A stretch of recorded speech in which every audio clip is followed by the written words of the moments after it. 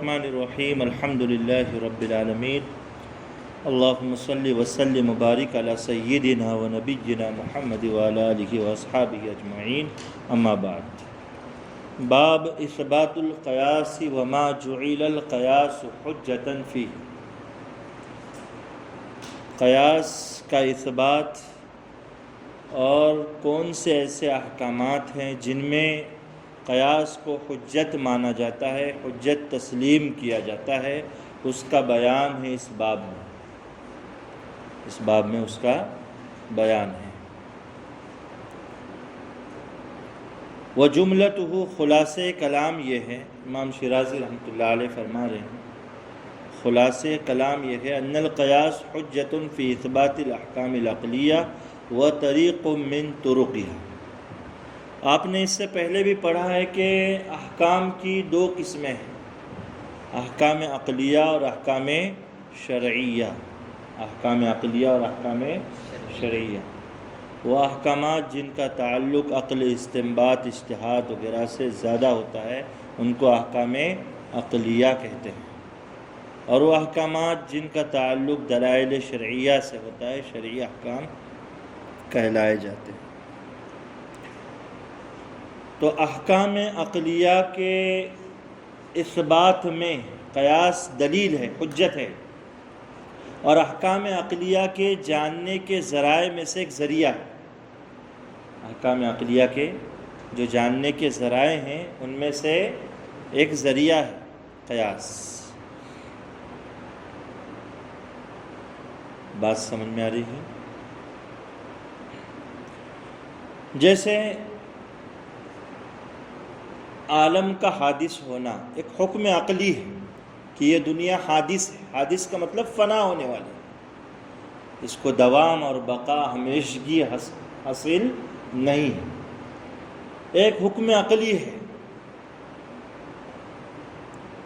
صغرا کبرا کو ملا کر حد اوسط اور نتیجہ نکالا جاتا ہے کہ عالم حادث ہے، اس طور پر کہ عالم میں تغیر اور تبدیلی ہوتی رہتی ہے، موسم بدلتے رہتے ہیں دنیا کے اندر، رات کے بعد دن، دن کے بعد رات، حالات میں تبدیلی ہوتی رہتی ہے، یکساں موسم بھی نہیں رہتا، ساری چیزیں ہیں بہت سے، تو دنیا میں تبدیلی اور تغیر ہوتا رہتا ہے۔ وَكُلُّ مُتَغَيِّرْ حادث، اور ہر وہ چیز جو تبدیلی تغیر کو قبول کرتی ہے وہ کیا رہتی ہے؟ حادث رہتی ہے، اس میں فنائیت ہے۔ تو نتیجہ کیا نکلا؟ العالم حادث، العالم حادث، یہ نتیجہ نکلا۔ تو ایک حکم عقلی ہے، اس حکم عقلی کو ثابت آپ نے کس سے کیا ہے؟ قیاس سے۔ کس سے ثابت کیا ہے؟ قیاس سے۔ اثبات الصانع، کہ دنیا کا بنانے والا ثابت ہے، موجود ہے، یہ ہمارا عقیدہ ہے، اور وہ اللہ تبارک و تعالی ہے۔ اس دنیا کے اندر بعض لوگ دہریہ قسم کے جو کہتے ہیں زمانہ یوں ہی وجود میں آیا ہے، دہر سے ہے، اس لیے ان کو دہریہ کہتے ہیں۔ وہ کہتے ہیں زمانہ ایسی وجود میں آیا، ایسی ختم ہو جائے۔ ہم کہتے ہیں نہیں، معمولی چیز بھی کسی کے بنائے بنتی نہیں ہے۔ ایک قلم معمولی قلم، ایک پینسل معمولی پینسل، ایک ربڑ مان لو، جب تک اس کو کوئی بنائے گا نہیں وجود میں آتی، وہ چیز وجود میں نہیں آتی۔ تو یہ اتنا بڑا عالم ایسے ہی کسی کے بنائے بغیر وجود میں آ جائے، ایسا ہو ہی نہیں سکتا۔ بات سمجھ میں آ رہی ہے؟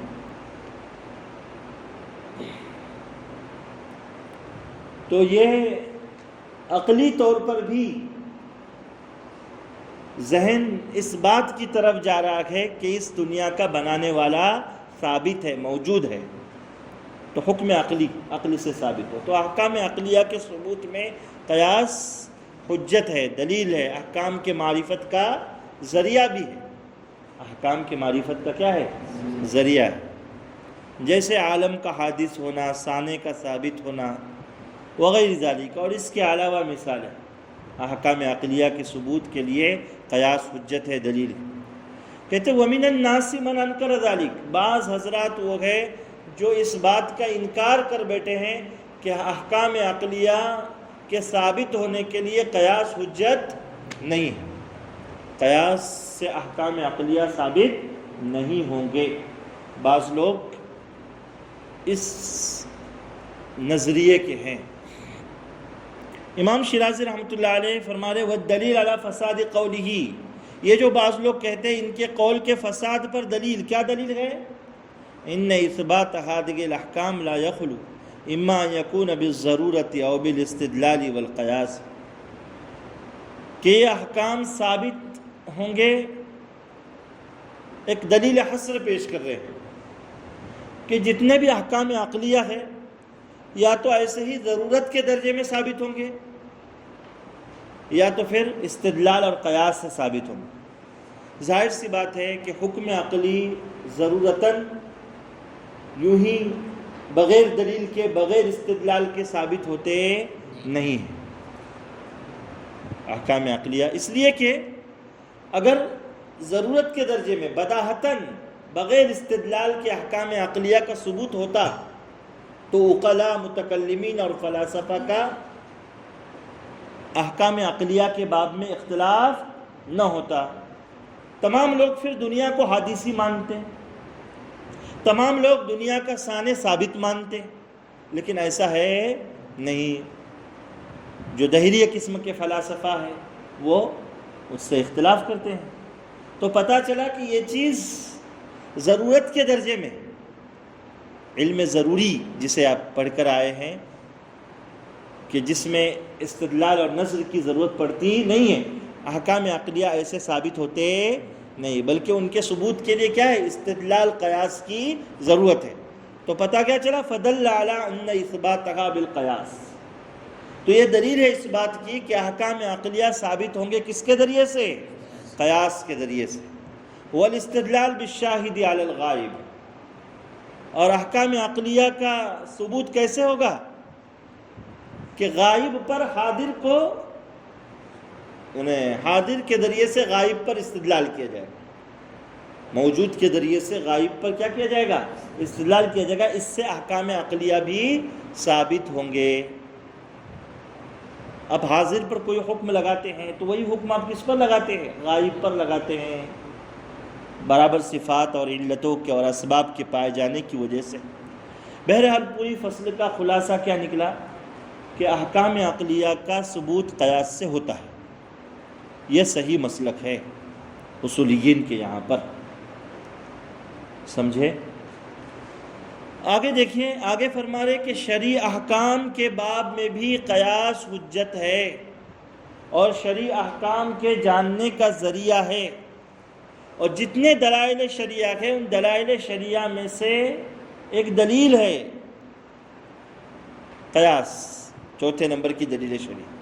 یہ جمہور کا کہنا ہے، پہلا مسلک، اور بھی آگے چل کر مسالک بیان کر رہے ہیں۔ تو بہرحال جمہور کا موقف کیا ہے؟ وَكَذَلِكَ اشارہ ہے کس بات کی طرف؟ کہ جیسے احکام عقلیہ کے باب میں قیاس حجت ہے، دلیل ہے، ویسے شرعیہ احکام کے باب میں بھی قیاس حجت ہے۔ وَطَرِيقٌ لِمَعْرِفَةِ الْأَحْكَامِ، اور احکام شریعہ کے جاننے کا ذریعہ ہے۔ وَدَلِيلٌ مِّنْ أَدِلَّتِهَا مِنْ جِهَةِ الشَّرْعِ، اور شرعی اعتبار سے شریعت کے دلائل میں سے ایک دلیل ہے، شریعت کے دلائل میں سے کیا ہے؟ ایک دلیل ہے۔ یہ مسلک ہو گیا کس کا؟ جمہور اصولیین کا۔ وقال ابو بکر الدقاق رحمہ اللہ، امام ابو بکر دقاق رحمۃ اللہ علیہ فرماتے ہیں هو طریق من طرقها یجب العمل به من جهة العقل والشرع، کہ احکام شریعہ کے ذرائع میں سے ایک ذریعہ ہے قیاس، اور قیاس پر عمل کرنا واجب ہے عقلی اعتبار سے بھی اور شرعی اعتبار سے، عقلی اعتبار سے بھی اور شرعی اعتبار سے بھی قیاس پر عمل کرنا کیا ہے؟ واجب ہے۔ امام شیرازی رحمۃ اللہ علیہ کو عقلی اعتبار سے قیاس پر عمل کرنا واجب ہے، اس سے اختلاف ہے۔ بلکہ جمہور کو بھی اس سے اختلاف ہے، جمہور کو بھی اس سے کیا ہے؟ اختلاف ہے۔ جمہور کہتے ہیں کہ قیاس شرعی دلیل ہے، شریعت نے یہ بتلایا کہ قیاس پر عمل کیا جائے گا، قرآن سنت اجماع میں کوئی حکم نہ ہو تو قیاس پر استنباط پر عمل کیا جائے گا، لیکن عقل قیاس پر عمل کرنے کو واجب کہتی نہیں ہے۔ لہذا ابوبکر دقاق رحمۃ اللہ علیہ جو فرما رہے ہیں کہ قیاس پر عمل کرنا شرعاً بھی واجب ہے اور عقلاً بھی واجب ہے، تو ٹھیک ہے، شرعاً تو ہم مان کر چل رہے ہیں، لیکن عقلاً واجب ہے اس کو ہم نہیں مانتے۔ امام شیرازی کا یہ کہنا، تو ان کے مسلک سے ایک بات یہ لے لو۔ آگے دیکھو، وَذَهَبَ النَّظَّامُ وَالشِّيَعَةُ وَبَعْضُ الْمُعْتَزِلَةِ الْبَغْدَادِيِّينَ، امام نظام معتزلی، شیعہ اور بعض بغداد کے معتزلہ، ان کا مسلک یہ ہے انہ لیس بطریق للاحکام الشرعیہ، کہ قیاس احکام شرعیہ کی معرفت کا ذریعہ نہیں ہے۔ قیاس، یہ کیا کہتے ہیں؟ قیاس سے احکام شرعیہ معلوم، ان کا بھی جمہور سے کیا ہو گیا؟ اختلاف ہو گیا کہ نہیں؟ جمہور کا مسلک کیا ہے؟ شرعی احکام کے لیے قیاس دلیل ہے، اگرچہ چوتھے نمبر کی دلیل، لیکن دلیل ہے۔ اور یہ تو کیا کہتے ہیں؟ دلیل نہیں ہے۔ اور یہ بالکل برعکس بات کہتے ہیں ابوبکر دقاق رحمۃ اللہ علیہ کے برعکس، بالکل وہ کہتے ہیں وَلَا يَجُوزُ وُرُودُ التَّعَبُّدْ بِهِ مِنْ جِهَةِ الْعَقْلِ، عقلی اعتبار سے قیاس پر عمل کرنے کا کوئی امکان بھی نہیں ہے۔ ابوبکر دقاق تو کیا کہتے ہیں کہ عقلی اعتبار سے قیاس پر عمل کرنا واجب، اور یہ کیا کہتے ہیں؟ عقلی اعتبار سے قیاس پر عمل کرنے کا امکان بھی نہیں، یعنی ہو ہی نہیں سکتا کہ قیاس پر عمل کیا جائے۔ شتان بینہما، دونوں کی بات بالکل اپوزٹ سمت میں۔ لہذا امام شیرازی آگے چل کر ایسی دلیل پیش کریں گے کہ ان کو یہ کہا جائے گا کہ شرعی احکام کے ثبوت کے لیے قیاس ذریعہ ہے، دلیل ہے، اور دوسرا یہ بھی بتایا جائے گا کہ قیاس پر عمل کرنا ممکن ہے، ٹھیک ہے، واجب نہیں ہے، لیکن آپ اس کو ممکنات سے خارج نہیں کر سکتے۔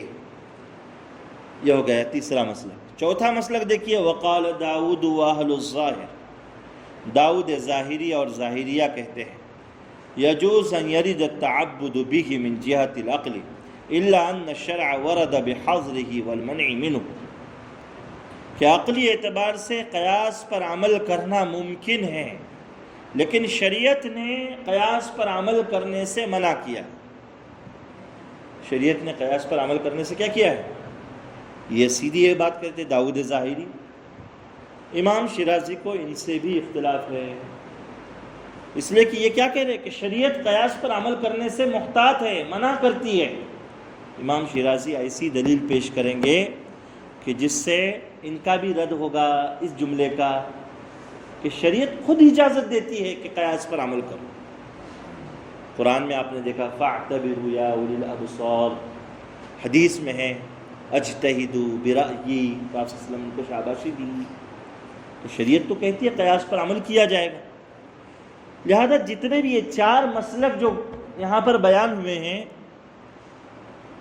تو امام شیرازی رحمۃ اللہ علیہ کو جمہور کا مسلک اس میں سے ثابت کرنا، اور جمہور کا موقف کیا ہے کہ قیاس احکام شرعیہ کی دلیل ہے، اور دلائل شرعیہ میں سے احکام شرعیہ کے معرفت کا ذریعہ ہے، اور قیاس پر عمل کرنا ممکن ہے، واجب نہیں ہے۔ اس کو بھی پیش کریں گے دلائل کہ واجب نہیں ہے، ممکن ہے، اور شریعت قیاس پر عمل کرنے سے روکتی بلکہ حوصلہ افزائی کرتی ہے کہ جہاں قرآن سنت اجماع نہ ہو وہاں پر کیا کیا جائے گا؟ قیاس پر عمل کیا جائے گا۔ والدلیل علی انہ لا یجب العمل بہ من جہۃ العقل، دلیل اس بات پر کہ عقلی اعتبار سے قیاس پر عمل کرنا واجب نہیں ہے، دلیل اس بات پر کہ عقل کے اعتبار سے قیاس پر عمل کرنا واجب نہیں ہے۔ بات سمجھے؟ والدلیل علی انہ لا یجب العمل بہ من جہۃ العقل، تو اس دلیل سے کس کا رد ہو جائے گا؟ امام ابو بکر دقاق کا رد ہو جائے گا۔ اب دیکھیں وہ دلیل کیا ہے؟ دلیل ہے ان تعلیق تحریم التفاضل على الكيل او الطعم في العقل ليس باولى من تعلیق التحلیل علیہما، ولهذا يجوز ان يرد الشرع بكل واحد من الحكمين بدلا عن الاخر واذا استوى الامران في التجويز بطل ان يكون العقل موجبا لذلك۔ اس دلیل کا خلاصہ اتنا سمجھ لیجئے کہ امام شیرازی رحمۃ اللہ علیہ کہتے ہیں کہ بھائی دیکھیے، عقل میں حلال اور حرام کے درمیان میں فرق کرنے کا اتنا بڑا معیار نہیں ہے۔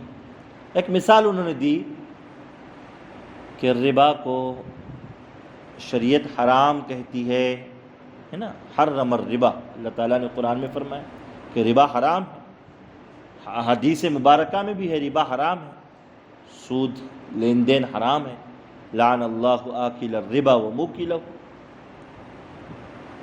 لیکن دیکھیے عقل جو ہے نا، اب دونوں طرح کی عقل ہے، عقل سلیم بھی ہے اور عقل فاسد بھی۔ عقل سلیم تو یہ کہتی ہے کہ نہیں، صحیح ہے، قرآن نے کہا، حدیث نے کہا کہ سود حرام ہونا چاہیے۔ یہ کیا ہے کہ ایک انسان ضرورت کے لیے کسی کو 100 روپے دے دے اور پھر جب سامنے والے کی ضرورت پوری ہو جائے گی تو اس پر شرط لگائی جائے کہ وہ لوٹاتے وقت 150 لوٹائے گا۔ یہ تو غریب کا خون چوسنا ہے، یہ تو غریب کا کیا ہے؟ خون چوسنا ہے۔ عقل یہ سوچتی ہے، اور عقل فاسد اس ناحیے سے بھی سوچتی ہے کہ نہیں، سود جائز ہونا چاہیے۔ جو اباحتی لوگ ہیں نا، تو وہ لوگ کیا کہتے ہیں؟ نہیں، سود جائز بھی ہونا چاہیے۔ کیوں جائز ہونا چاہیے؟ وہ کہتے ہیں کہ بھائی دیکھیں، ایک آدمی نے کسی کی ضرورت پوری کی اس کو قرض دے کر، تو سامنے والے کی جب ضرورت پوری ہوئی ہے تو اس کا بھی کام بنتا ہے کہ جس نے اس کی ضرورت پوری کی ہے تو اس کو کچھ بطور انعام کے دے دے۔ لہذا یہ اگر زائد کچھ دیتا ہے لینے والا، مقروض قرض دینے والے کو زائد اگر لوٹاتا ہے، 100 کے بجائے 110 لوٹاتا ہے، تو یہ تو اچھا ہے۔ عقل یہ بھی سوچتی ہے نا۔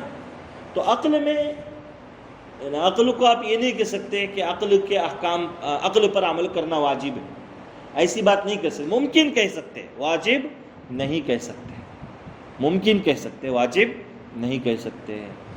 اس لیے کہ پھر کیا ہو جائے گا کہ عقل نے اگر کوئی غلط نتیجہ بھی نکالا تو پھر آپ کہیں گے کہ اس پر بھی عمل کرنا واجب ہے، نعوذ باللہ۔ ظاہر سی بات ہے، ایسا کوئی کہے نہیں سکتا۔ بات سمجھے؟ یہ ہے۔ تو اسی بات کو، یعنی وہ ابھی میں کہہ رہا ہوں نا، اسی بات کو انہوں نے ذرا ایک الگ انداز میں تعبیر کی ہے۔ ذرا دیکھیے، کہتے ہیں کہ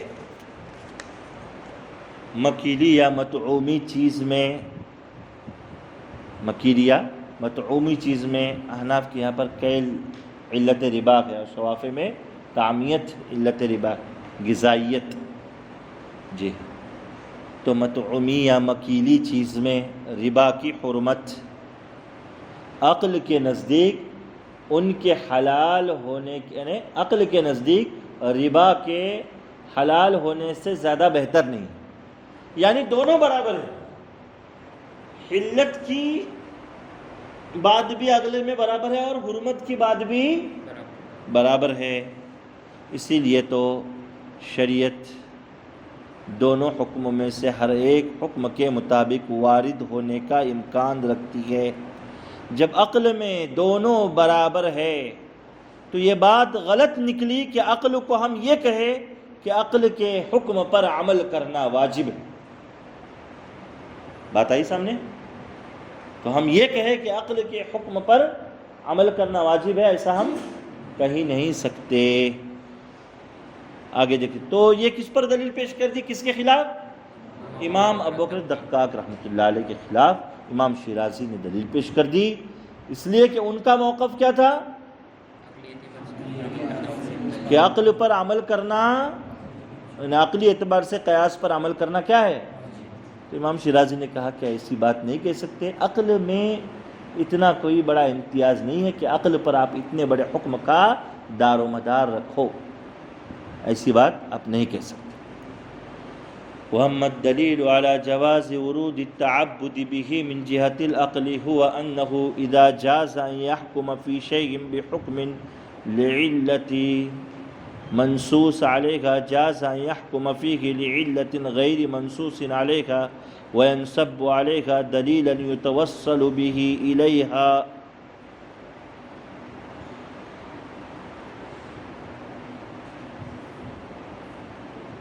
ہاں، اب دلیل پیش کرے کہ عقلی اعتبار سے قیاس پر عمل کرنا ممکن ہے، اس پر دلیل کس نے کہا تھا؟ شیعوں نے کہا تھا نا، شیعہ اور نظام معتزلی اور معتزلہ بغداد، کیا کہا تھا انہوں نے؟ کہ عقل کے اعتبار سے قیاس پر عمل کرنا ممکن نہیں ہے، ممکن ہے، ممکن نہیں ہے، انہوں نے کہا تھا۔ تو امام شیرازی دلیل کیا پیش کر رہے؟ کہ ممکن ہے۔ کیا دلیل پیش کر رہے؟ ممکن ہے۔ کیسے ممکن ہے؟ انه اذا جاز ان يحكم في شيء بحكم لعلة منصوص عليها،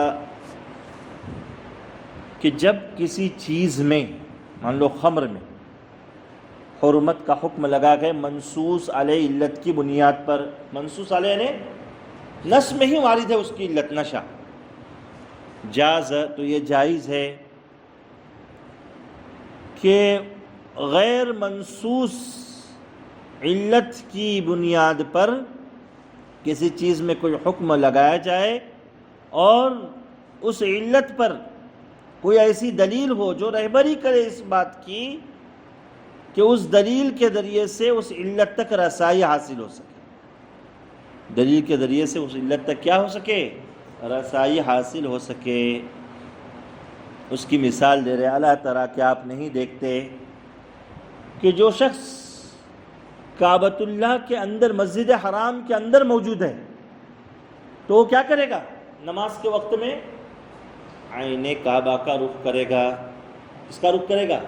بالکل کعبہ کی جو عمارت ہے اس کا رخ کر کے اس کی طرف نماز پڑھے گا۔ اس لیے آپ دیکھتے ہیں کہ وہاں چاروں طرف صفیں بنتی ہے، گول گول گول گول صفیں بنتی جاتی ہے۔ تو اب جو لوگ کعبے میں موجود نہیں ہیں وہ کیا کریں گے؟ وہ بھی عین کعبہ کا رخ کریں گے۔ کس کا رخ کریں گے؟ عین کعبہ کا رخ کریں گے، سمت وغیرہ کے ذریعے سے معلوم کریں گے کہ کعبہ کس طرف ہے، اس کی طرف رخ کر کے نماز پڑھنا کیا ہوگا؟ ضروری ہوگا، قبلے کا رخ کرنا ضروری ہوگا۔ تو ہوا نا، غائبین کو کس پر قیاس کیا گیا؟ حاضرین پر، کہ جیسے موجود لوگ کعبہ کا رخ کریں گے تو غائب لوگ بھی کس کا رخ کریں گے؟ کعبے کا ہی رخ کریں گے۔ اس لیے شوافع میں عین کعبے کا رخ ہے۔ سمجھے؟ الا تری انہ لما جاز ان یؤمر من عاین القبلۃ بالتوجہ الیہا، کہ جو شخص قبلے کو دیکھ رہا ہے اپنی نظروں سے، اس کو یہ حکم دیا گیا کہ وہ کعبے کی طرف متوجہ ہو جائے، تو یہ بھی جائز ہے کہ جو کعبے سے غائب ہے کہ وہ بھی کعبے کو ہی کی طرف رخ کر کے نماز پڑھے۔ یہاں یہ بات کیا ہو گئی؟ مکمل ہو گئی۔ سمجھے؟ تو اب ان دلائل کے ذریعے سے، ایک تو پہلی دلیل کے ذریعے سے ابو بکر دقاق صاحب کا رد ہو گیا، اور دوسری دلیل میں شیعہ اور معتزلہ ان کو خاموش کر دیا امام شیرازی رحمۃ اللہ علیہ نے۔ اب جمہور کا جو مسلک ہے کہ قیاس کیا ہے؟ احکام شرعیہ کی معرفت کا ذریعہ ہے، شرعی دلیل ہے، اگرچہ چوتھے نمبر کی لیکن شرعی دلیل ہے، اس پر دلیل پیش کر رہے۔ وَأَمَّا الدَّلِيلُ عَلَى وُرُودِ الشَّرْعِ بِهِ وَوُجُوبِ الْعَمَلِ بِهِ فَإِجْمَاعُ الصَّحَابَةِ، شریعت قیاس کے بارے میں وارد ہوئی ہے اور شرعی اعتبار سے قیاس پر عمل کرنا واجب ہے، اس پر دلیل، اور وہ دلیل کیا ہے؟ اجماع صحابہ۔ دلیل کیا ہے؟ صحابہ کا اجماع۔ آپ صلی اللہ علیہ وسلم کے بعد نئے مسائل پیش آ گئے، ایک صحابی نے اجتہاد کیا، دوسرے صحابہ نے تسلیم کیا، آہستہ آہستہ ان کا اتفاق ہو۔ بات سمجھے؟ رویہ، پہلی مثال دور ابو بکر صدیق رضی اللہ تعالیٰ عنہ کی، عہد خلافت راشدہ کی مثالیں پیش کر.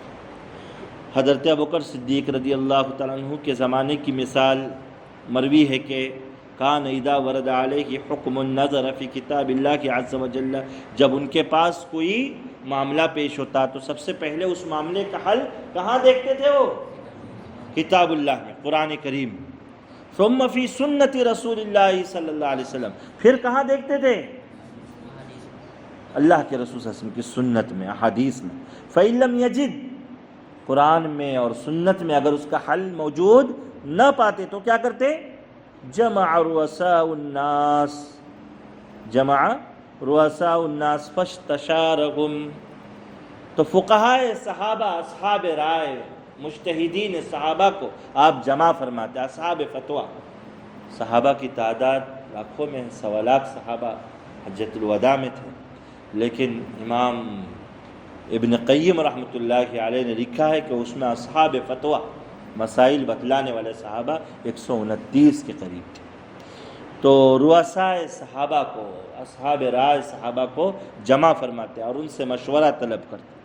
فَإِذَا اجْتَمَعَ رَأْيُهُمْ عَلَى شَيْءٍ، جمع شدہ صحابہ کرام کی رائے اگر کسی چیز پر مشتبہ ہو جاتی قضا بھی، تو اسی کے ذریعے سے آپ کیا فرماتے؟ فیصلہ فرماتے. بات سمجھے؟ قضا بھی. ایک معاملہ تو یہ ہو گیا ابوبکر صدیق رضی اللہ تعالیٰ کے زمانے کا. دوسری مثال حضرت عمر فاروق رضی اللہ تعالیٰ عنہ کے دور خلافت کی. وَكَتَبَ عُمَرُ بْنُ الْخَطَّابِ رضی اللہ عنہ إِلَىٰ أَبِي مُوسَىٰ الْأَشْعَرِيِّ رضی اللہ عنہ فِي الْكِتَابِ الَّذِي اتَّفَقَ النَّاسُ عَلَىٰ صِحَّتِهِ. حضرت عمر بن خطاب رضی اللہ تعالیٰ عنہ حضرت ابو موسیٰ اشعری رضی اللہ تعالیٰ عنہ کو خط لکھا جس کی صحت پر تمام صحابہ کا بھی اتفاق ہے کہ وہ نسبت بھی صحیح ہے. واقعتاً خط لکھا انہوں نے. الفہم فیما ادى الیک مما لیس فی قرآن ولا سنت ثم قص الامور عند ذلك، کہ تمہارے پاس کوئی ایسا معاملہ آ جائے فیما ادى الیک، جس کا حل نہ قرآن میں ہو نہ سنت میں ہو، تو وہاں سمجھ سے، عقل سے، قیاس سے کام لو. الفہم اے الزم الفہم، وہاں کس سے کام لو؟ قیاس سے کام لو، سمجھ سے کام لو. ثم قس الامور عند ذلك، پھر معاملات کو وہاں قیاس بھی کرتے لو، یعنی اصول سے علتیں نکالو اور ان علتوں کو کہاں فٹ کرو؟ فروعات میں فٹ کرو، اور اصول کے جو احکامات ہیں وہ فروعات میں جاری کرو. اصول کے جو احکامات ہیں وہ فروعات میں کیا کرو؟ جاری کرو. الفہم. تیسری مثال دے رہے ہیں. حضرت علی رضی اللہ تعالیٰ نے حضرت عثمان غنی رضی اللہ تعالیٰ عنہ سے فرمایا وقال علی لعثمان رضی اللہ عنہ، وقال علی لعثمان رضی اللہ عنہ، حضرت علی رضی اللہ تعالیٰ عنہ حضرت عثمان غنی رضی اللہ تعالیٰ عنہ سے فرمایا. کیا فرمایا؟ انی رأیت فی الجد رأیا فاتبعونی. میراث کے باب میں مقاسمت الجد کا مسئلہ، کہ میت کے والد نہ ہو، دادا ہو، بیٹا نہ ہو، بھائی ہو، تو کیا یہ حقیقی بھائی دادا کے ساتھ وراثت میں شریک ہوں گے یا نہیں ہوں گے؟ مقاسمت الجد کا مسئلہ آپ میراث کے باب میں پڑھیں گے. تو وہاں بھی صحابہ کی رائے مختلف تھی، صحابہ کی رائے مختلف تھی. تو حضرت علی نے حضرت عثمان غنی رضی اللہ عنہ سے فرمایا کہ دادا کے بارے میں، دادا کی وراثت کے بارے میں میری ایک رائے بن گئی ہے، تم میری اس رائے کی اتباع کرو، بہتر ہے. حضرت عثمان غنی رضی اللہ عنہ نے ان کو جواب دیا. فقال له عثمان ان نتبع رأیک فرأیک رشید. اے علی، اگر ہم آپ کی رائے کی پیروی کریں گے تو آپ کی رائے بھی بہت اچھی ہے. آپ کی رائے پر تو حضور نے بھی کچھ فیصلے کیے ہیں، عمر فاروق رضی اللہ عنہ نے فیصلے کیے. لیکن وَإِن نَتَّبِعْ رَأْيَ مَنْ قَبْلَكَ فَنِعْمَ ذَوُ الرَّائِقَ، اگر ہم آپ سے پیشرو خلفاء راشدین کی رائے مانیں گے تو وہ کیا ہی بہترین رائے والے تھے، وہ بھی تو اصحاب سمجھ تھے. یعنی یہ بتا دیا کہ ہم ان کی رائے مانیں گے احترام کے ساتھ. آپ کی رائے کا احترام ہے ہمیں، آپ کی رائے سے ہمیں کوئی بڑا اختلاف نہیں ہے، لیکن ان کی رائے کو ہم زیادہ پسند کرتے ہیں. جی، یہ بات آئی. تو پتہ کیا چلا کہ صحابہ بھی رائے، قیاس، اجتہاد اس پر فیصلے کیا کرتے تھے، احکام کا حل نکالا کرتے تھے۔ وقال علی رضی اللہ تعالیٰ، وہ تو حضرت عثمان غنی کی مثال ہو گئی، تیسرے خلیفہ۔ حضرت علی رضی اللہ تعالیٰ فرماتے ہیں کان رأیی و رأی امیر المؤمنین عمر اللہ تباع امہات الاولاد، میری رائے اور حضرت امیر المؤمنین عمر فاروق رضی اللہ تعالیٰ کی رائے یہ تھی کہ ام ولد کو بیچا نہ جائے۔